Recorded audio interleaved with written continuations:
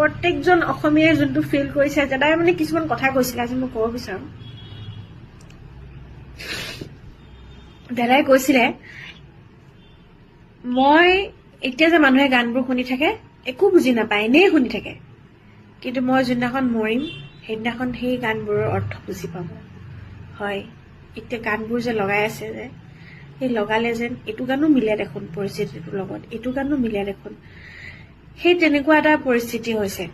আৰু ছেকেণ্ডতে কৈছিলে, কেকে ঢুকাওঁতে মই গৈছিলোঁ, তেতিয়া কেকে ঢুকাওঁতে বহুত দুখ পাইছিল দাদাই। মোক কৈছিলে যে কেকেটো গুচি গ'ল আৰু আমাৰ লগৰ প্ৰায়খিনিয়ে 50 এইটো হেৰিতে গুচি যায়। মানে যদি মই মৰোঁ এই 50 to 55ৰ ভিতৰতে মৰিম, আৰু যদি বাচি গ'লো আৰু যদি মৰোঁ মই এইটোতে মৰিম আৰু ঠিক নাই, মৰি যাব পাৰোঁ। সেই আপুনি কি কথা কয়, ভাবিবই নোৱাৰো যোনটো বস্তু